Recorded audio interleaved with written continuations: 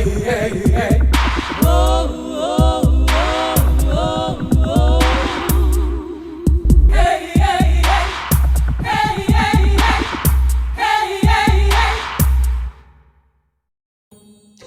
brothers and sisters, and I just wanted to take a little bit of time to welcome you to my channel, Turn to Christ, and to Men's Bible Study.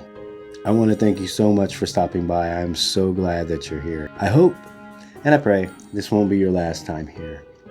You know, Jesus has changed my life so much that my hope for this channel is to simply share the gospel message and my love for Jesus to as many people as possible.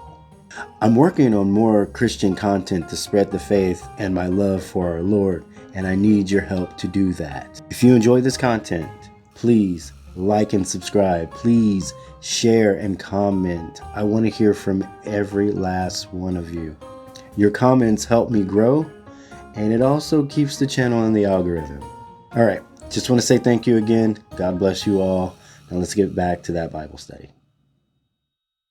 So we get to move into the new section in chapter 6. So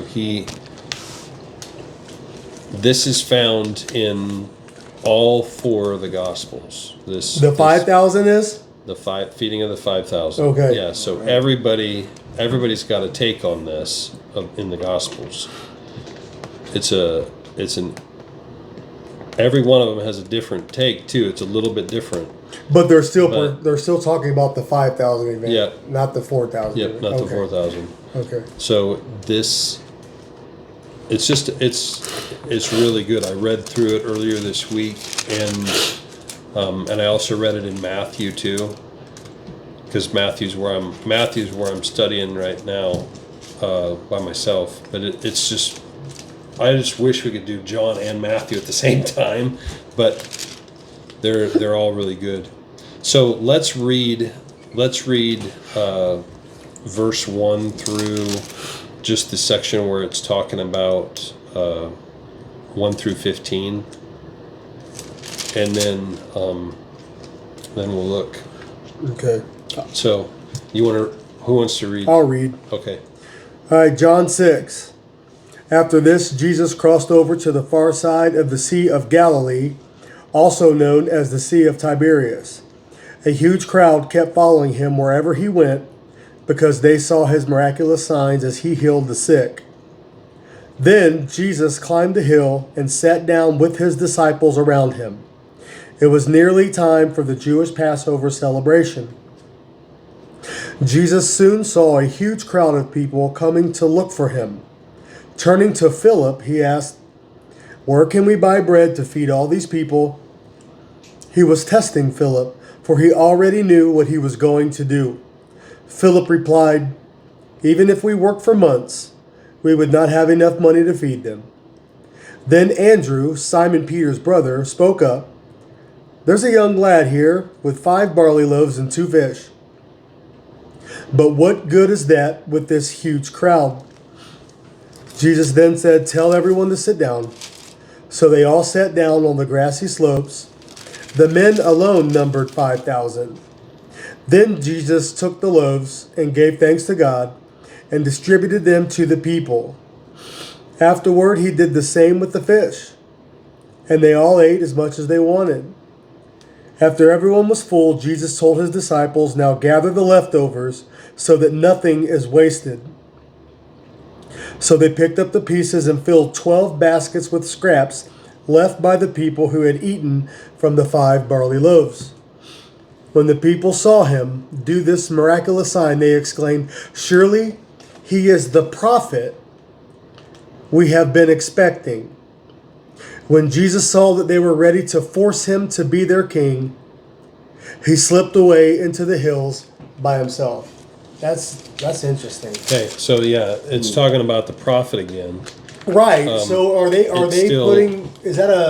they considering the Messiah to be a prophet? Is that what Jewish lore was at the time? The expectation was that he was going to be a prophet? Good question. Because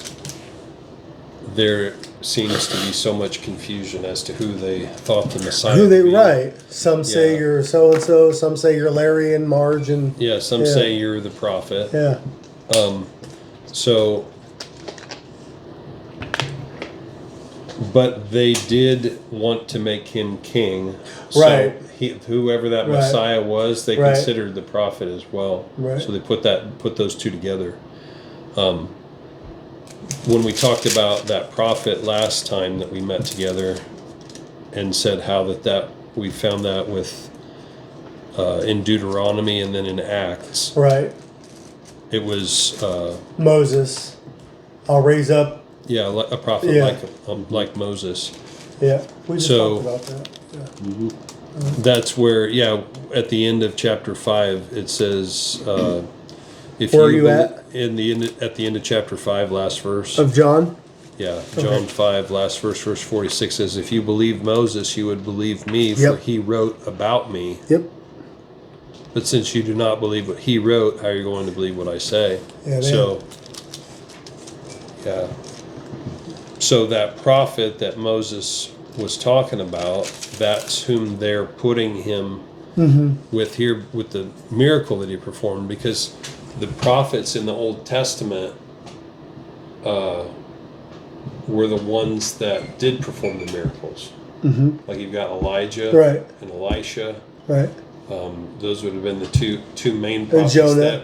that would have had a miracle that would have Yeah. been performed by them. So was Jonah the last one? Was Jonah the last one in the Old Testament? Because the reason I ask that is whenever they say show us a sign, Jesus replied and said, there shall be no sign except the prophet of Jonah. Yeah. If anything, what Jesus did right there is he elevated what happened to Jonah, and he attached it to what was going to happen to him. And he said Okay. that where you see like a prototype. Right. 3 days in the belly. Yeah. Yeah. So it's Jesus fulfills this. He's kind of like the prophet Jonah in the sense of that proclamation, what Jonah had to go through because he was unwilling, Right. ended up making the message more powerful. And in a sense, it's going to be the same way with what happens to Jesus, because now the message is, I mean, how can you stop that? Yeah, right. So Right. that motivation that was there, it's just like he took what happened to Jonah and just totally blew it up and said it's going to be the same thing on a grander scale of what's going to happen with the resurrection. Like Jonah was in a sense dead. Right. That was my next point. Have you ever thought about that? Yeah, Because I mean, he was says, as good as like dead. Jonah was in the middle of the belly for 3 days, Right. so will the Son of Man be Right. in the middle of the earth, Right. belly of the earth. So Right. was Jonah dead? Yeah, Jonah And was then- not dead though, Well, right. but he was as good as dead. Yeah. Like, and he didn't have to make it out of there, but God had planned to Yeah, right. keep him safe in that fish till he got his act together. Until he figured it out. Yeah. Yeah, and it took 3 days pretty much. Yeah. But there was something about the 3 days that's significant, because after that amount of time, there would have been decay Right. that would have taken place to the body that would have been significant enough, that you can't fake being dead for 3 days if you're in a tomb, like there's no air in there. Right. Like you're Same with You're Lazarus. going to be dead, Same with regardless. Lazarus. If you weren't dead before, you're going to be dead afterwards, Right. because there's not enough air to get Right, you yeah. to stay alive. Right. So he's dead. He's dead. He's dead. But they were still afraid that he was going to be stolen or something, Right. with the guards that they posted and all that kind of Yeah. stuff. So, but Jesus being that in their minds, that prophet, because he's doing these miracles now. I mean, they haven't seen a miracle. They haven't heard of miracles since Old Testament. Right. And so they've got 400 some years of silence of nothing from God, and then all of a sudden you got John the Baptist and you got Jesus. Right. And now Jesus is doing things that people have never, I mean, nothing of this scale had taken place in the Old Testament. Do you think the story of Matthew 1, past the genealogy, of course, but from like Matthew 1:21, where we started today, do you think that those stories were rampant? Or did those stories, were they not as known until Matthew penned his gospel? Do you think that that would have been floating around about the virgin birth and about things that happened and the wise men? No. You don't think that? No, I think that everybody was in the dark. I think Okay. it hit them out of the dark. Like Okay. light shining into the darkness Yeah, right. of, like, it's been dark for a long time, and then somebody turned on the light, is what I think that it was like. Because didn't Herod immediately condemn all children to another to die? Because, like, was Herod's reasoning for that? I'm afraid of this guy coming and taking my throne, or did he give? Do you think he gave an ulterior explanation? No, I don't think that there was. I think he was going to squelch anybody that looked That was like making they were noise, going okay. to. Yeah, anybody that looked like rebelliousness, Yeah. any of that had to be dealt with, and dealt with on him right away, or else he would have had a rebellion on his hands to Right. deal with. And so far as, like, they had an idea of the Messiah, but they didn't have anything of like a virgin birth. That was not part of it. There would have definitely been, somebody's going to be coming, and somebody needs to set us free from Rome. Like, they were crying out for that for a long time to get us. You're saying they don't underneath think the Rome. they weren't expecting the virgin birth, even No. though Isaiah. No. We just got into that today. Yeah. No, Before I don't think this. that, Because I a don't child think will be so. given to us. Yeah. The prophetess will conceive. I don't think it applies Yeah. either. I don't think that's a messianic prophecy either in No, Isaiah. that's not what I mean. I'm saying I don't think that's where their eyes were. Oh, okay, got you. Okay. I don't think they could put two and two Okay. together. But they had like certain points that they kept with them year after year after year. Yeah, they whatever. would have said that Not everything. They would have. I mean, because you see it in Matthew that they're saying the Herod went to the religious leaders and said, "Where's the Christ to be born?" Right. And they say Bethlehem. To the Magi, right? No, Not because of the necessar- Magi. Because of the Because of the Magi. Magi Okay. coming. Got you. Okay. But Christ would come from Bethlehem because of the line of David. He had to come from the line of David, and he had to come from Bethlehem. So that was a prophecy fulfillment when Joseph had to go back to For the Bethlehem. taxes. Yeah, to pay the taxes. The census, Or yeah. else he wouldn't even been there. So Jesus is the way that it was a circumstantial thing that God used Right. to even bring him there. To prove, right, Yeah. the validity of the story. Right. Sure, So yeah. he went there, put a stamp Yeah. in Bethlehem, kept him there for a few years, and then Right. they moved away. But I mean, even just living in Egypt after that, when they fled to Egypt, and then after that fulfills another prophecy, like, out of Egypt I called my Right. my son. Which is another comparison yeah. to Moses. We talked about that earlier. So Yeah. you have all these prophecies that they really wouldn't have had an easy there's way no to be way. You fulfilled. can That- only see it in retrospect. yeah. Yeah, right. So all of Yeah. that, all the orchestration that God did, even using evil governors, Yeah, right. pushing Yeah. people where Yeah. he needed them to be, Yep. like, it's Assyria, even way back then. Yeah. so it was, all of it was amazing. Yeah, that is an So- interesting point you make, though. That is cool, because and you make similarities with Moses. There is a lot of similarities with Moses, Right. but if you look at it like you just said, Moses even said, like, we look at it at face value, like, I'll raise up one like unto me, and then in our heads we're like, what's like unto me mean? Well, when you read the story, what's like unto Moses? Out of Egypt I called my son. You're going to be a shepherd to the people. All the Right. children 2 years and under were killed during your time, right? Like, there were so many similarities between him Oh and Moses. yeah, yeah. Yeah, that And too. Moses, Yeah. Oh, yeah. and Moses did get. I mean, Moses went through Escaped the that. water Yeah. to escape, and he went, you know, in a sense. I mean, he was royalty Right. in a sense because the Pharaoh's daughter Right. took him in and Right. made him royalty to Right. them. So, but he wasn't born. I mean, he wasn't born royalty, to begin with. But he was accepted in that way.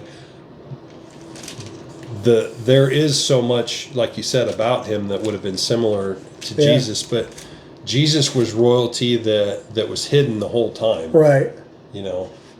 Like his kingdom was so hidden, but it blew up afterwards. It's what he did though here on the mountain of when he fed all those people. They couldn't hide that. I mean, once that's out, Yeah, right. I mean, how do you hide that? And now it says here that it was just the men numbered 5,000. Right. Yeah. So still there was women and children, right? Yeah. So Yeah. Charles Stanley did a take on that not too long ago. I watched it. It could have been 12,000 people. You know what I mean? That's a lot. I mean, that's a lot for today. Yeah. You know what I mean? Mm-hmm. Yeah. So the disciples, when they saw this happen, they must have been like, they must have been, to begin with, looking at each other like,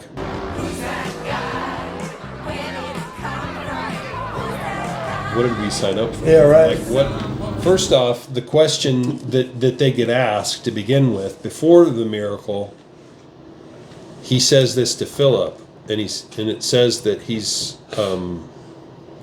in verse 6 we see that he was testing him. Mm-hmm. For Jesus already knew what he was going to do. Right, and the question that he asks is what? How are we going to feed these people? Where can we buy bread to can we feed all buy these people? bread? Yeah. Right. And Jesus is the one that asked that question, according to this. Mm-hmm. Not one of the disciples asked. Oh, I see. Jesus, according to this, is the one that asked that question. Oh, no, you're right. It says it right here, too. My version is Jesus saw a huge crowd of people coming to look for him. Turning to Philip, he asked, where can we buy bread to feed all these people? So it is Jesus asking the question. Yeah. Because in the other story of the 4,000, it's switched around. Right? Like they're asking Jesus, so many pennies worth of bread is whatever, 9 months or whatever it was. Yeah, so So they're it's trying to do the switched. figuring. So they still didn't get it right. You'd have to seen it twice. Yeah, so I kind of think it was cool that Jesus asked the question to be like, whoa, what are we going to do, guys? Yeah, right. Yeah. Oh, yeah. Jeez. Yeah, knowing the whole time. Look at this. Like, man, guys, What are we gonna do? what do you think of how we gonna feed all these people over here, man? What do you think? Yeah. And he already knew. Right. Yeah. So, Yeah, that's humorous. That really is. Yeah, I guess I had never noticed that till the last time of reading this, of where Jesus is the one that points it out to be like, wow, I haven't guys, noticed it either. this is going to be rough. Yeah, right. How are we going to do this? What will we What- do? Yeah, right. What are we going to do? Yeah, right. Yes. Right. And then Philip, Abracadabra. like Philip on The Chosen, Yeah. is the math guy. Yeah. One of the math guys that says, oh, I did the math on it, and it's going to take a while. Yeah, like, right. We're going to have to work a year and a half to feed these people, Yeah, right. and they're hungry now. So, yeah. So it would take a half a year's wages. So it takes 6 months of one of us working to be able to get the food to feed these guys. Why do you So- think he chose to do that twice? Like, and do you think that the other people coming, like, is this the first one then, according to John? This is the first one? Nobody knew what was going to happen here. So, but the scene is set for I don't know if it's in John or not, but the scene is set for, because he does it twice. Mm-hmm. Right? It almost, like, the people heard about it. So everyone going there probably just assumes they're going to get fed. Right? But yet the disciples still had the same exchange with him as they had right here with Philip and, and whoever. They still doubted. And I think Jesus brings this up when they're in the boat, if I'm not mistaken, together. Yeah. Yeah. So you have. I want us to see how So Philip did the math on it, and then another disciple does something else. What's he do? Andrew, Yeah. there's a young boy here with 5 barley loaves and 2 fish.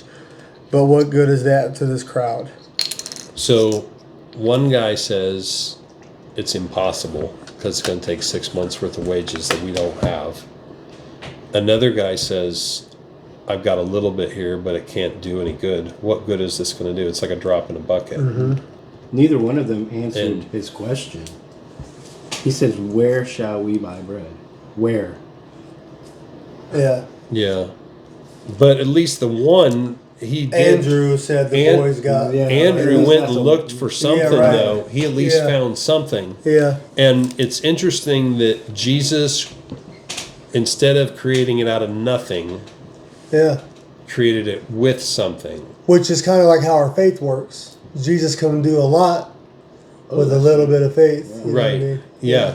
And I think that the fact that Jesus wanted to do it with them is what's so Yeah. significant.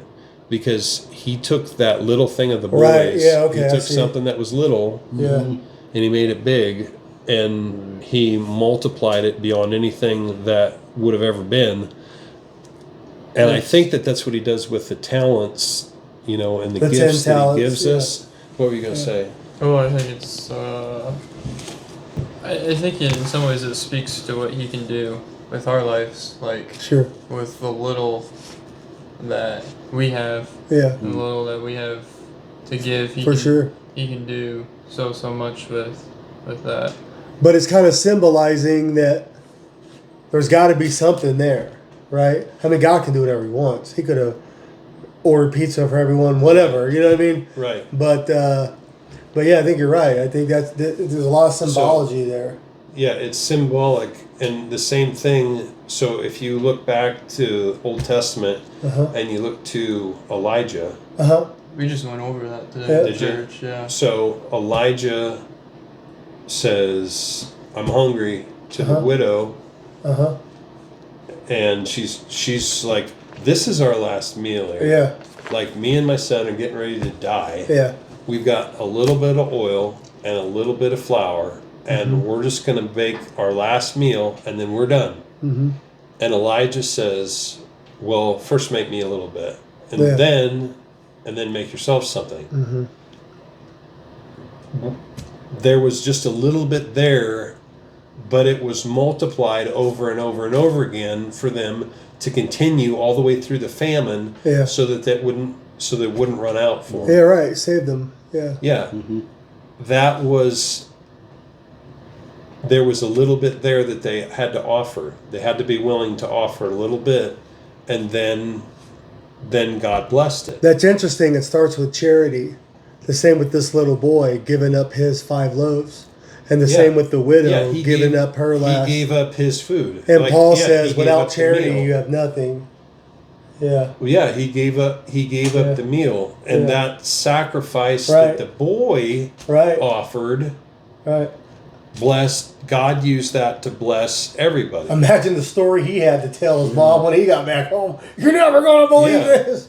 Yeah. Yeah. Or maybe they were even there with him. Yeah. You know, you don't ever know. you Or don't maybe know. the mom packed the boy's lunch and sent Right. him on his way. Yeah, that could have Yeah. been too. You Yeah. don't know how it happened, but That's a heck of a story to tell, though. yeah. But Yeah. I guess I find it interesting that he took something that was considered insignificant. It was significant to the boy, Yeah, right. but it was considered insignificant to everybody else. Right. Just like the widow with what she did with Elisha. Right. Yeah. Yeah. So it was insignificant to everybody else, but to them it was a big deal. And you wonder, is my life significant, and the little bit that I have to offer, is it worth it? Yeah. And it's, 1 Kings 17. let's get there. What is it? 1 Kings 17. Another story of Elijah and the widow. Yeah, the widow at Zarephath. Thanks. So, Well, I think also, but this is a little bit different, but I think what spoke so much about Elijah this morning, I think, I think you'll find this pretty cool, Kenner, is just the reliance on God. Is because, like, Elijah first, before the widow, was God told him, go by this river, that's where I'll provide you the water. Because Right. they're going through a famine. Right. Fed by the Mhm. ravens. Yeah. Right. And then the ravens will bring you food, you know. And if you go back to Moses, ravens were one of the birds listed as unclean. Right, yeah. Can't eat them. So that was Yeah. interesting. But just even to imagine, I'm gonna go here and I'm going to be fed by ravens. Mm. They're going to That's interesting. bring yeah. my food. Yeah. And then you get to the widow, and then our pastor really reminded us that widows weren't, they weren't doing well, No. and even when there wasn't a famine, Yeah. widows was Right. bottom of the Yeah. bottom. And Well, then- not according to Jesus, though. yes, They were but, supposed. Yeah. but within money, Yeah, right. and yeah. Yeah. Yeah, and then so go and then rely on her. On her, And- yeah. That shows the power of God. He, like you said, he can do a lot with a little. And also, our pastor pointed out that this widow probably wasn't a Jew. If you look at verse 12. No, she wasn't. Yeah, yeah. She was a Gentile. Yeah. And it's, as surely as the Lord your God lives, Yeah, right. not our God. Right. Yeah. So not only Yeah. did God tell Elijah to go, hey, go to this widow, she will provide for you. She Go was a to Gentile, a yeah, Gentile widow, Right. and she will provide for you. Yeah. That's interesting. He was trying to merge the two houses even back then. You know what I mean? He was trying to pour it out to everyone. But it's like you said, it's easy in retrospect to go back and it all makes sense. I don't care who. You could have the biggest Bible scholar in the world, Old Testament scholar in the world, and put him in first century Judea or first century of AD with BC for Jesus, and there's no way they would be able to see what's the Messiah supposed to be, what's he supposed to look like, what's he supposed to do, is he going to be a king, is he going to be this, going to be that. But we have the ability, knowing the ending, right, to look at. And some people though got glimpses of the ending, right, like Daniel, right? Yeah. They got glimpses of the ending, but we have the benefit, and I think that our generation will be held to a higher standard. Like, Yeah, 'cause we've because got more we information. know, right? We know it'd be the same as the disciples witnessing the miracles, knowing without a doubt that this is the man, and then still denying him, and then still having doubt, and then still not believing what he's saying is going to happen, right? It's still worrying. It shows the human condition. Yeah. It truly does. So let me read these verses that Camden brought us back to here. You're in 1 Kings? I'm 1 Kings 17. Look at verse 12 and following there. Oh, that's 12. our Bible sticking together. There we go. 17:12. Yep. Go ahead. So, as surely as the Lord your God lives, she replied,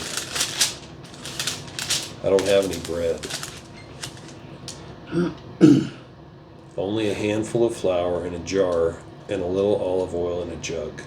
I'm gathering a few sticks to take home and make a meal for myself and my son, that we may eat it and die. And right before that, in verse 11, he'd asked in verse 10 for a drink. He said, will you bring me a little water in a jar so that I have a drink? As she was going to get it, he called. Verse 11, it says, and bring me please a little piece of bread. So she'd said, I don't have any bread. I've just got flour. I've got a little olive oil. Gathering sticks. We're going to make a meal. And then we're going to eat it. And then we're done. We're going to die. Then verse 13, Elijah said to her, "Don't be afraid. Go home and do as you have said, but first make a small loaf of bread for me from what you have and bring it to me, and then make something for yourself and your son. For this is what the Lord, the God of Israel, says. The jar of flour will not be used up, and the jug of oil will not run dry until the day the Lord sends rain on the land." So she had to make a decision when she went home if she was going to listen to this guy or think he's crazy, because if she helped him, that would jeopardize that meal for her and for her son Exactly. in her mind. So she had to choose if she was going to take care of him first or take care of them first. And that must have been a huge test as she went home, because she was out gathering sticks. A That's where he Gentile found her. woman. Yeah, she was out gathering sticks when he asked for her help. Did she know who Elijah was? No, how would she? How would she know? She's not even she's a Gentile. No, but he must have been convincing enough that that God used it. Especially when he healed her son. Yeah, later. Yeah, falls that's down later. on it. That's, that's later, because Yeah. before then that hadn't even happened yet. That's Yeah. later on. But so just the fact that God did something with a little. He used that little bit and he blessed it and he provided for them. And it increased her faith.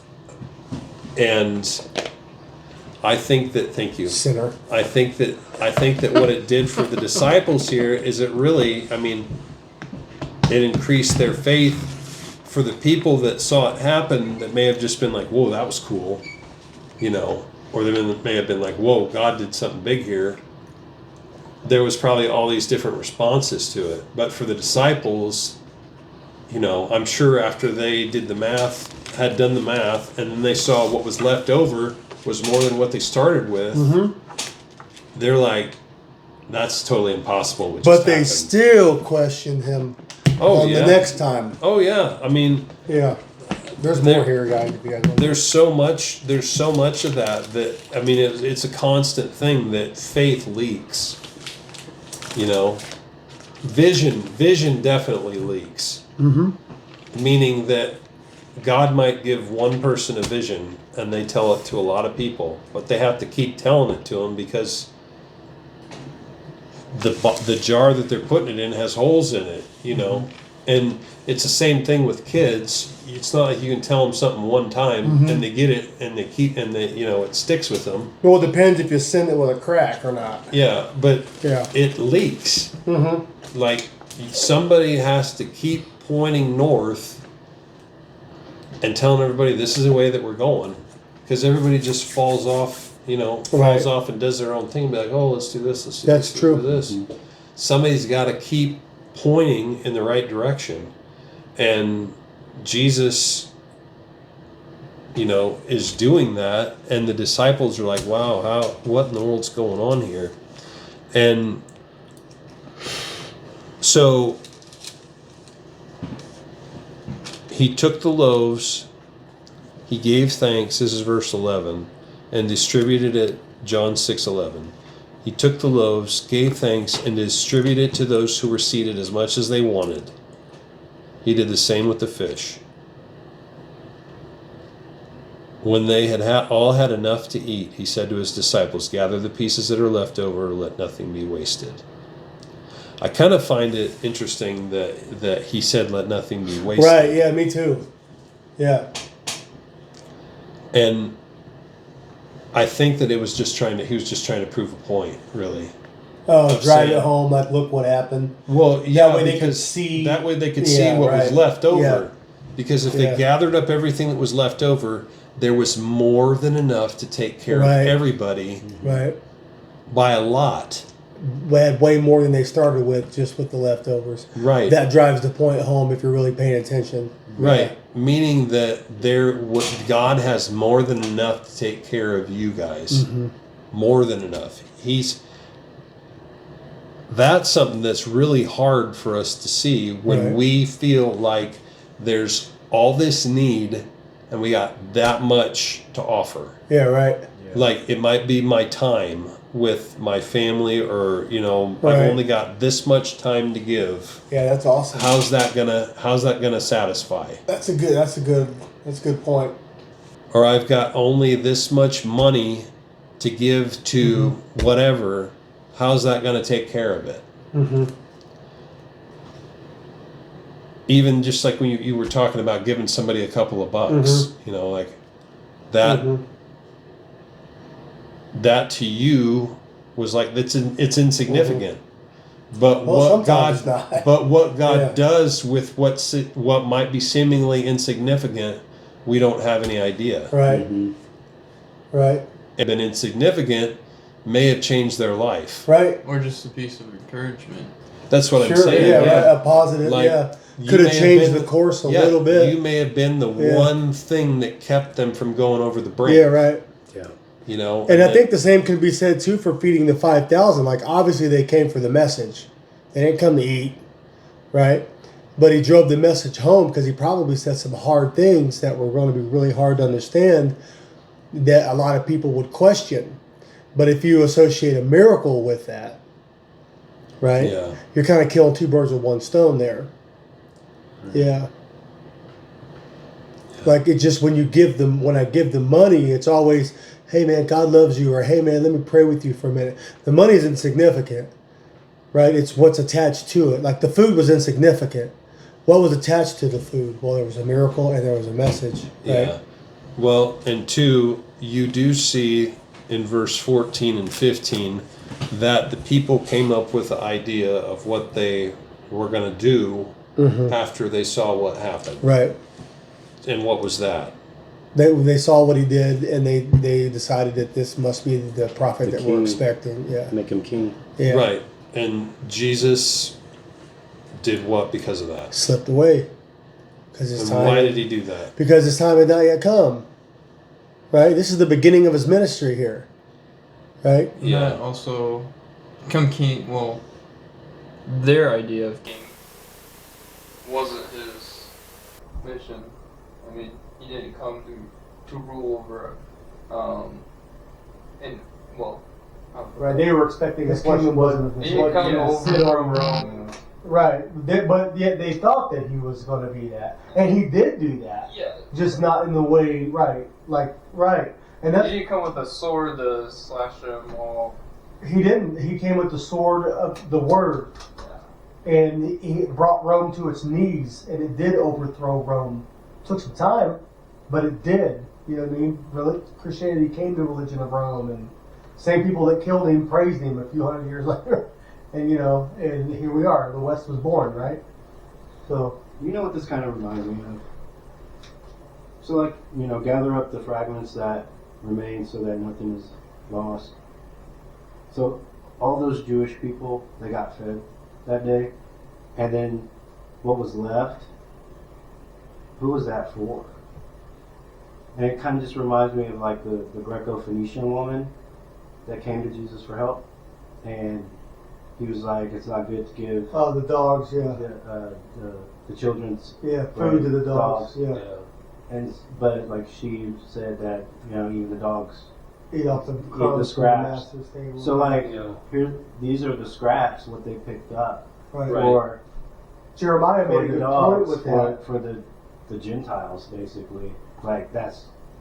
That's what the fragments kind of remind me of, is the scraps that are for the Gentiles. And he told, You know that's a what I'm good saying? analogy, and he told them to gather up the scraps. Like you said, just to drive the point home, look, don't waste nothing. Right. That way they can see with their own eyes what was left over was more than what we started with. Because the children are fed first. Right, But then the dogs are going to eat. right. So here, the children were fed first. Well, And then yeah. they have scraps for the dogs. Yeah. But how many baskets were there? 12? Yeah. Why 12? 12 tribes of Judah. Actually, there's 13 if you count the split. Right. Yeah, right. We won't get into that. We'll just talk about it. So, why do you think that's significant? Do you see it? I mean, it's just an insignificant number there, or is it just is there something there? I just think it could have been any number, but he chose a number that corresponds with the 12 tribes of Israel, perhaps. But isn't it the second feeding? Like, it's 7. isn't it? 7,000, yeah. Mm-hmm. The day Seven number, baskets. So, like, Yeah. that number's Yeah. number of completion. Significant. Yeah, right. So yeah, it's perfect. Both of those numbers are considered perfect. Mhm. So the 12, it's full. It's a dozen. Like we say a dozen now instead of 12. A lot of times they've got a dozen eggs. Mhm. It's supposed to be a full number. Like it's complete. I guess the reason for the 12, I mean, God has 12 in Revelation. There's going to be 12 continues off into eternity. Mm-hmm. So there's something about that number that it's complete and it's full, and that there's something significant about that, whether it be the scraps for the Gentiles or whatever, but there was enough left over of the baskets to completely fill everything. You know, to have a full extra left over. So when God says, I mean, even with our tithe, he says, test me in this and see if I will not bless you Mhm. to where your cup runs over. Smash down around the door. Yeah, press down, so yeah. it runs over to where you can't even hold it. That's right. And that's the same thing I think Yeah, that's here is yeah. whether it be with your money or with your time or with your talents, whatever it is, God will take that and if you give it to him, and he'll multiply it. Mm-hmm. He'll give you so he'll much bless it. that Right. whatever's left over would have been more than enough originally. Right. Yeah. Yeah, and you Yeah. can't even use what's left over Right. enough. Right. So you have to give that away even. Yeah, that's good. In other words, what you gave, you don't even have enough that you can handle. Right. You don't have a place to put it, Right. so you have to give that away. Right. So your faith becomes blessings not only for you, but for the people that weren't even thought of at the time. Yeah. Yeah. Mm-hmm. It's awesome. Yeah, it's just there's the you cannot outgive God. You can't. It's God is a giver at heart, and that's something I think that we can't fathom.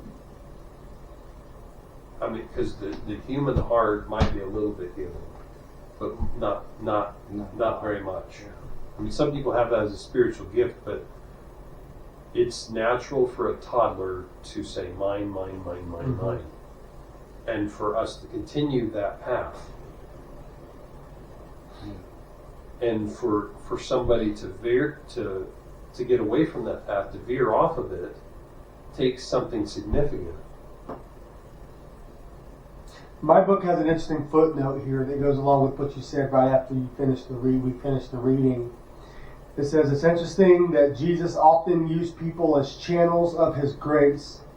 In the feeding 5,000 people, Jesus used what was provided by a young boy.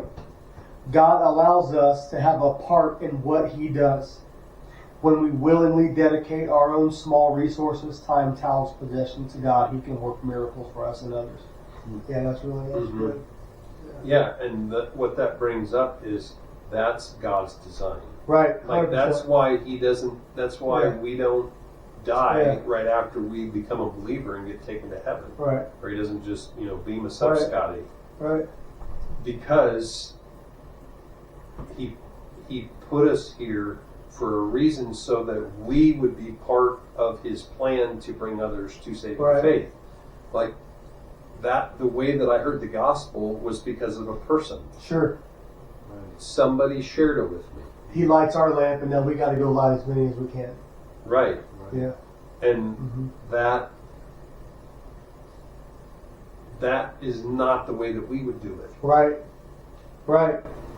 100%. Yeah. And surely wouldn't be the way that people who wrote this thousands of years ago would have thought either. Right. You know what I mean? So it's mind blowing, man. Yeah. It's So mind blowing. so really. on It's really Mondays, spectacular. on Mondays, for the people that hate Mondays, Mhm. when you for going into work, I mean, there's some people that, you know, I just tell them Happy Monday because I know, you know, It's not it's happy. not- it's not their happy all, Monday. all my days, Saturday's a Wednesday, yeah, you know, and then the only day is church day. You know what I mean? yeah, Yeah, or So- Bible study day. That's usually the only day that's yeah. yeah. But for those that think work is only a curse, Yeah. you know, it's only a necessary evil, I think that we have the wrong perspective on it in that way. And I think we have that wrong perspective too when it comes to the gospel, where we say, I hate to do this, but I need to tell you about Jesus. Yeah, You know what I right. mean? Yeah. Yeah, I really, yeah. In a sense, we act that way though a lot of times. It's just like, you know, Put a disclaimer on it. Yeah. well, Yeah. Almost. I feel like I'm doing somebody a disservice if I share the gospel with them, in the sense of like, I'm going to make their day miserable if I tell them about Jesus. Yeah. You know, Right, I'm yeah. going to ruin their Yeah. I'm going to ruin their life if I tell them about him, because then they're just going to turn away further, and then it's just going to be worse. And Well, you know what I mean? yeah. Like that's we that, can yeah. we can fall into that trap, or Sure. we can say, you know what I have to say is totally insignificant. They're not going to listen, Mhm. and it's going to make my day worse. Yeah.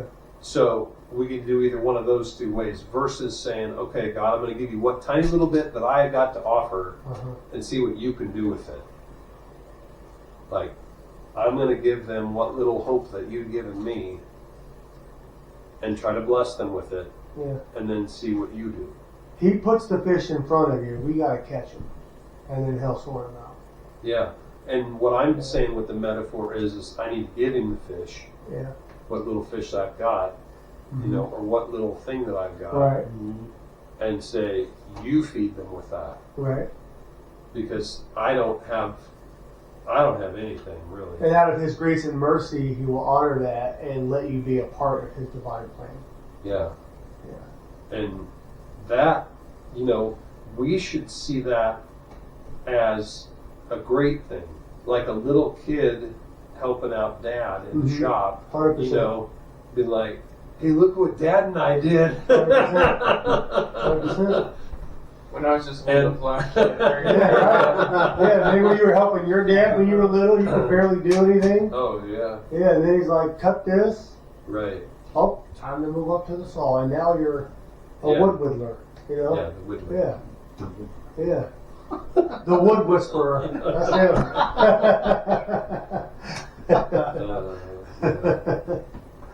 So.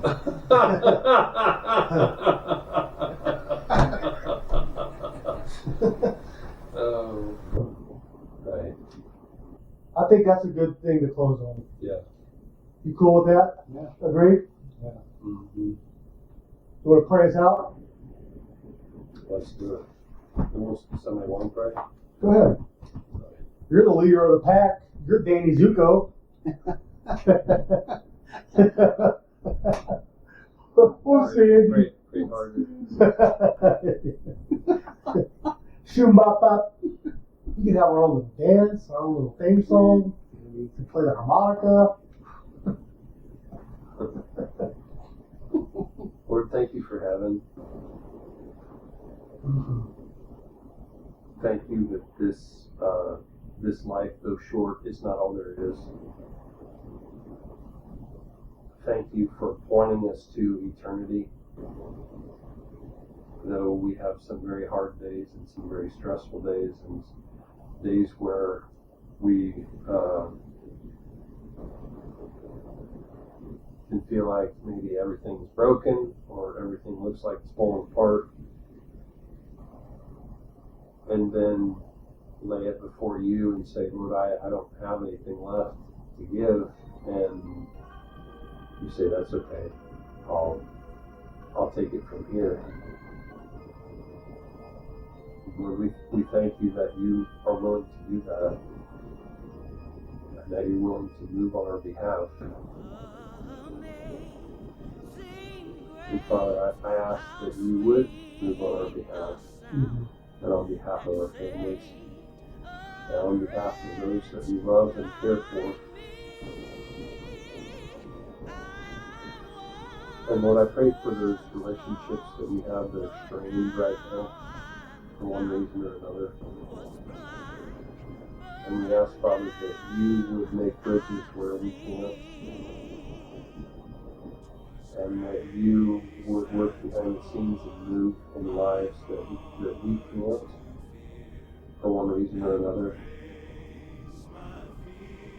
And we ask, Lord, that you would bring unity and peace where we have no way of orchestrating that. And we ask, Lord Jesus, that you would help us to offer maybe what we have been unwilling to offer to you for one reason or another, because or we're not good enough, or whatever it may be. We ask that you would take what we offer you, and that you would bless it. And I just ask, Lord, for each of our families and their finances, that you would provide, and that you would supply, and that you would multiply, and that you would bring healing and freedom and peace and victory. And we just ask, Lord, that your power would go forth, and that you would bless many. We just thank you, Father, for your mercy. We don't deserve your grace. We often don't seek you. Lord, help us to seek you more. Thank you, Jesus. Amen. Well done. Good group, guys. Thank you. Awesome. Awesome.